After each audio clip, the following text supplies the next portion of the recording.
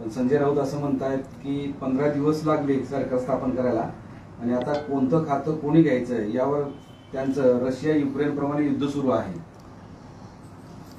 विरोधक कोण काय बोलतं याच्याकडे आम्ही लक्ष देत नाही. आम्हाला काय दिवस लागले, कोणतं खातं कुणाकडे जाणार आहेत याची चिंता त्यांना काय लागते. मला वाटतं सर्व आमचं आलबेल असताना यांच्यासारखे हे जे काही डोमकावळे आहेत त्यांना असं विरोधात बोलून नेमकं काय मिळतं मला माहीत नाही.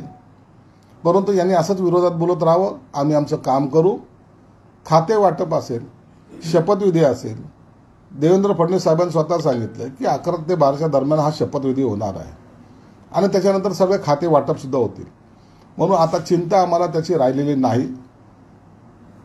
आता विरोधकांनी काय करायचे याची खरी चिंता आम्हाला सतवते.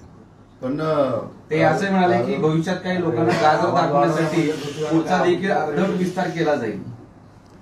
आम्ही काय करू याची चिंता तुम्ही करूच नका. सरकार मजबूतीने चालेल एवढं मात्र निश्चित.